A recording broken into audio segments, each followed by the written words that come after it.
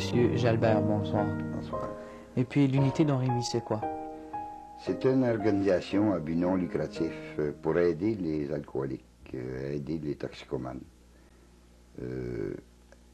Aider à la réhabilitation, c'est une drôle de coïncidence à soir qu'on ait parlé de réhabilitation alimentaire, mais je crois qu'il y a une grosse éducation à faire aussi sur la réhabilitation de toxicomanie. C'est un peu notre travail. On a un conseil d'administration qui nous appuie. Nous avons un bureau à disponibilité du public qui est ouvert 5 jours par semaine. Une salle d'accueil qui est ouverte 7 jours par semaine. Spécialement pour toutes les gens qui ont des problèmes, qui sont aux prises avec un problème de vie, quoi. Je pense que c'est un problème de l'heure, ça. La réhabilitation, ça veut dire bien quoi? Ça peut être de la réhabilitation, d'alimentation, comme ils ont discuté avant moi, avec Mme Vignac. Mais je crois qu'il y a une grosse éducation à faire aussi sur la réhabilitation du buveur problème. Surtout avec la période des fêtes qui s'en vient, là, je pense que je m'ai profité de l'occasion pour demander aux gens d'user un peu de jugement envers la famille, surtout envers la femme, puis les enfants. C'est bien beau d'acheter des jouets, d'acheter des cadeaux. Mais je pense que le plus beau cadeau qu'un alcoolique peut faire à sa famille, à ses enfants et à sa femme, c'est de au moins passer la Noël à jeun, sobre, pour qu'il ait connaissance de la joie que sa femme et ses enfants pourront lui donner en étant sobre devant eux autres. Parce que j'en ai passé des Noëls, moi, qui n'ai pas eu connaissance. Puis j'aimerais bien que les gens qui peuvent prendre le message fassent une tentative, ils peuvent faire un essai d'essayer de passer un Noël sec, autrement dit, avec la liqueur douce. Puis ils vont s'amuser bien mieux qu'avec de la boisson forte puis par de la boule. C'est sûr, oui. Après ça, ils vont se souvenir de ce qui s'est passé, ce Noël-là. Justement, ça va être peut-être une mémoire qui peut-être bien les apporter à réfléchir puis s'analyser eux-mêmes. Parce que nous autres, on est là pour aider l'alcoolique, mais on est là pour surtout l'appuyer, non pas l'arrêter de boire. On n'arrête pas personne de boire, il ne faut pas se faire de château avec ça, parce qu'on tombera vite. Mais celui qui veut, avec l'équipement de Don Rémy, les cliniques internes qu'on est en mesure d'offrir, la thérapie qu'on peut offrir au bureau, je pense qu'une personne peut s'en sortir. Mais il faut qu'il se rentre bien dans la tête que c'est pas moi, Jean-Marc Jalbert, qui va arrêter personne de boire. Puis c'est pas l'unité Don Rémy non plus. On est là pour leur aider, mais non pas prendre leur volonté. C'est une question de volonté. Est-ce qu'il y en a qui vous arrivent à un moment donné qui disent moi c'est bien de valeur, M. Jalbert, mais je peux pas arrêter de boire. Je suis pas capable.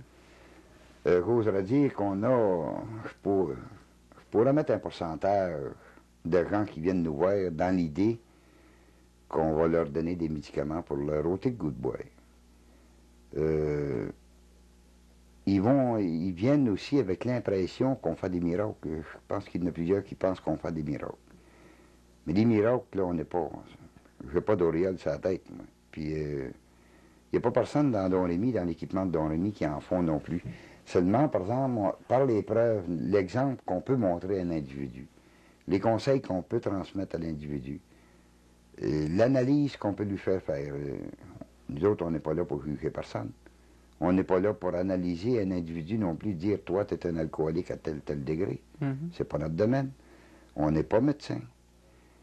C'est un travail psychologique, c'est un travail de compréhension, c'est un travail de chaleur humaine qu'on offre aux gens. Parce que tout ça, c'est dans la tête. Oui, c'est dans la tête. Il y a l'environnement aussi qui rentre en ligne de compte. La vie de famille, la vie au travail, l'arrondissement, les gens avec qui il se tient. Il y a des buveurs de taverne, il y a des buveurs solitaires qui boivent chez eux. Mais c'est toute une éducation que l'individu est en mesure de prendre conscience. À notre bureau, on a la documentation pour. Et puis, il y a notre exemple aussi. L'expérience. L'expérience, oui. Mais l'expérience vécue, ça saute pas. Non, ça s'acquiert. Et puis, ça s'acquiert avec le temps. Puis la patience. Et puis, je pense que chaque individu devra prendre le temps de s'analyser et analyser ses capacités.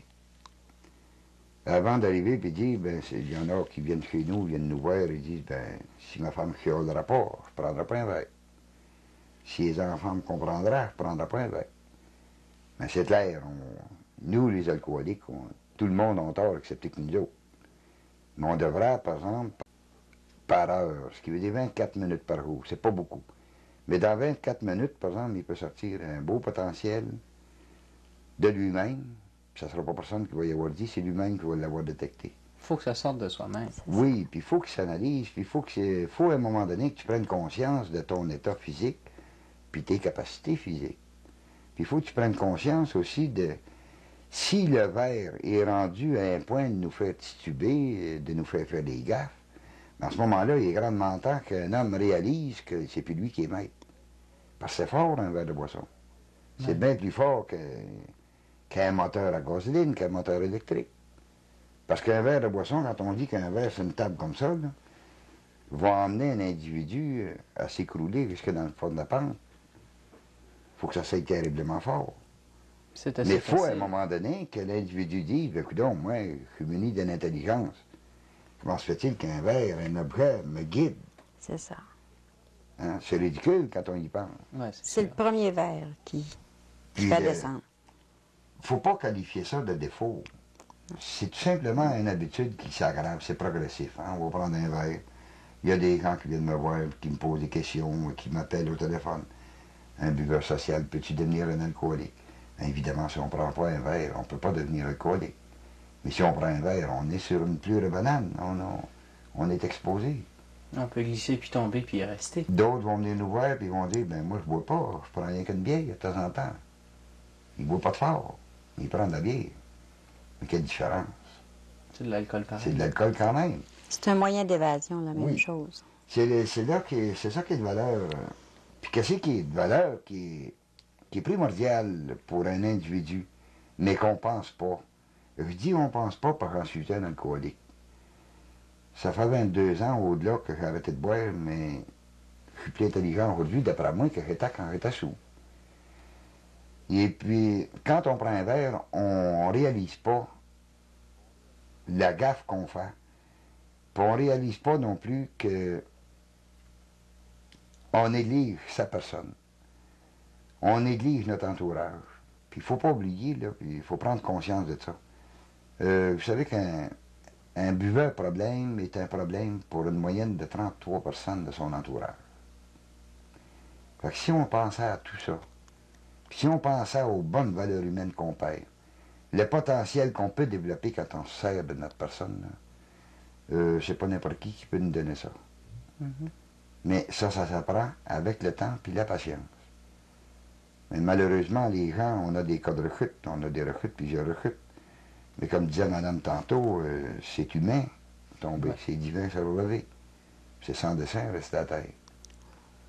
Mais... C'est vrai, ça. C'est vrai. Il reste que, si on prenait le temps d'analyser les capacités intellectuelles qu'on a, là, puis les capacités physiques qu'une personne peut avoir, il n'y a pas de limite. Il n'y a pas de limite, puis si on répartit ça, on dit qu'il y a un entourage de 33 personnes qui est touché par notre problème. Ça peut vouloir dire les enfants, les grands-parents, les oncles, les tantes, les neveux, les nièces, les copains de travail, l'employeur. On dit 33 personnes, puis on est généreux, parce que c'est plus que ça. Puis imaginez-vous, là, vous arrêtez de prendre un verre, vous faites un homme de vous devenez une toute autre personnalité. Vous vous rendez au minimum 33 personnes heureuses à part de vous. Okay. C'est ça qui est valable. Ouais. Ça, c'est valable, puis les gens ne pensent pas ça. Tu sais, on est prêt à cataloguer tout le monde, on est prêt à cataloguer la femme, on est prêt à cataloguer les enfants. L'employeur, c'est ainsi, c'est ça. Mais l'employeur, il paye pour avoir du travail, puis on ne donne pas 50% de rendement. Mais si l'employeur vient nous parler, qu'on ne donne pas de rendement, on va être les premiers à critiquer, ben, tosse-toi, les syndicats, c'est plus l'employeur qui est boss. Mais quand un homme a toute sa tête, il donne son plein rendement, puis l'employeur est là pour l'appuyer, c'est là qu'il est reconnu. OK. Mais quand quelqu'un vous arrive à l'unité, qui vous dit, bon, ben, moi, je suis décidé, je vais arrêter de boire. Qu'est-ce qui lui reste à faire à ce moment-là? En Ben, quoi c'est l'unité ça. Don Rémy peut apporter son aide? Notre travail consiste surtout à laisser l'individu se défouler, qu'il prenne conscience, on essaye de lui faire prendre conscience de son état personnel. Tout va dépendre dans quel état que l'individu se présente. S'il se présente dans un état lamentable, qui est malade, qui est proche du délirium tremens, ou qui est en difficulté physique, on va essayer de lui faire comprendre les moyens à prendre. On le met au choix. On lui offre l'équipement qu'on peut lui donner. On a l'embarras du choix dans les cliniques, on a les hôpitaux, on a le médical. On peut tout offrir ça à celui qui veut. Pour du tout, qui veut, peut. Mhm. Mais nous autres, on ne peut pas aller plus loin que d'offrir nos services, d'offrir notre compréhension, notre chaleur humaine en lui tendant la main pour lui aider. Mais on ne peut pas vouloir pour lui. Il y a mille et une choses qu'on peut faire pour un individu, mais il y en a une seule qu'on ne peut pas faire. C'est vouloir prendre sa place, on ne peut pas le faire. Est-ce qu'il y a des exemples bien concrets de gars ou de filles qui ont totalement réussi, Oui, puis qui sont passés par l'unité Don Rémy? oui, on ne peut pas donner de nom, mais s'il y en a qui nous écoutent, ils vont se reconnaître. On a des gens de 18, 20, 21 ans. Moi, j'ai 22 ans. J'en ai 4 ou 5 qui me suivent de près. Puis on a de 5 ans, 6 ans, 7 ans, 8 ans, 10 ans de sobriété. Ça ne veut pas dire qu'ils n'en prendront plus jamais. Mais je pense que quand un individu a sauté 1 an, qui a pris 1 an d'abstinence, le pire est fait. Puis à ce moment-là, ben, c'est clair que des raisons pour boire, on en a. On a 1001 raisons pour boire. Oui, c'est ça. Mais on a 1001 raisons pour boire aussi. C'est ça. C'est certain. Et puis, quand une personne dit « je veux arrêter de boire », il dit bien « je veux arrêter de boire ». On ne peut pas vouloir pour lui. On peut lui aider, mais on ne peut pas prendre sa place. La volonté, ça s'achète pas, ça s'acquiert. Ah oui, Oui. ça a toujours Oui, sa place. Ça se gagne, ça. Ça se gagne. Puis ça se gagne durement, mais puis les satisfactions sont tellement Disons grandes. que ça se ressemble un petit peu vos deux côtés, à chacun. C'est la C'est même un chose. contrôle, c'est un c'est contrôle un de contrôle de comportement. soi, Puis c'est c'est de valeur parce qu'un alcoolique est renommé pour un gars de cœur. Je parle d'hommes, mais on a 50% de femmes, pour votre information. Mais un alcoolique est renommé pour un gars travaillant, un gars honnête, un gars de cœur. Oui. Puis il prouve le contraire Par le ses fait gestes. qu'il prend un verre, par ses agissements. OK. Parce qu'on boit pour s'évader d'une peine, d'une mortalité, d'une noce. On boit pour n'importe quoi. Puis quand on n'a pas de raison, on s'en trouve. C'est vrai. Alors, l'unité de Rémy, c'est situé au 2092 rue Lavergne à Shawinigan. Et puis, s'il y en a qui ont des renseignements, est-ce qu'il y a un numéro de téléphone à compter? 539-9285. Bon. Et puis, on demande M. Jalbert. Oui. Alors, bonne chance dans vos entreprises.